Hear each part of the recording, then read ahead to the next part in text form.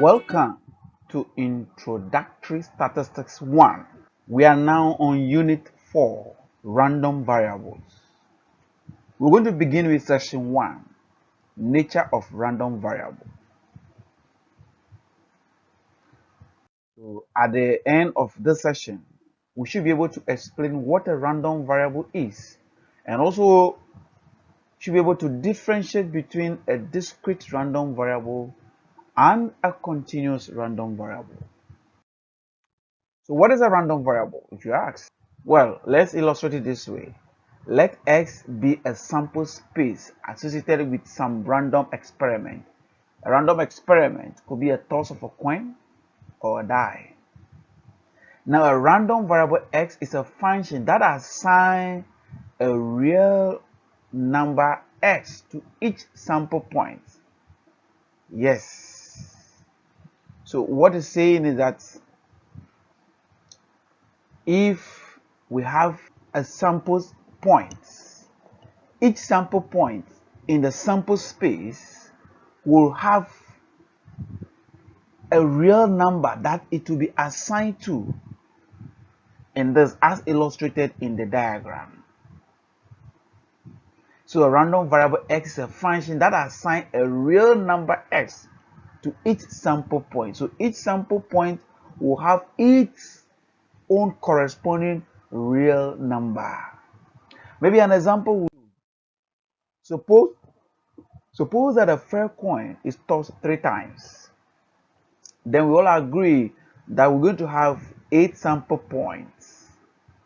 Now, if our interest is the number of heads that turns up, then from the sample point, 8 sample points we have in the sample space, we might have 0 heads, 1 head, 2 heads, and 3 heads turning up in the 3 tosses of a coin. So you see that each sample point, let's say 3 heads, has a corresponding real number, real value that defines a random variable. What is a discrete random variable? A random variable which takes on a finite or countably infinite number of values is called discrete random variable. Now, if you look at the point, we said we have finite or countably infinite number of values. So when it is finite, it means that we could count from 1, 2, 3, maybe up to 10. But uncountably infinite, it is infinite, but we could count them as 1, 2, 3, up to the last number we may not know. That forms a discrete random variable. But on the other hand, a continuous random variable is a random variable which takes on an entire interval of numbers. So what could you think about or think of as a continuous random variable?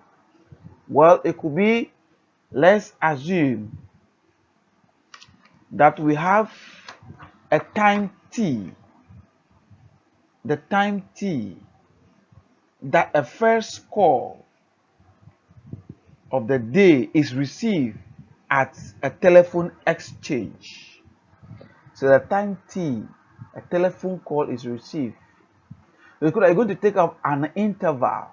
We could not count at 1, 2, 3, but taking out a range of number or an interval.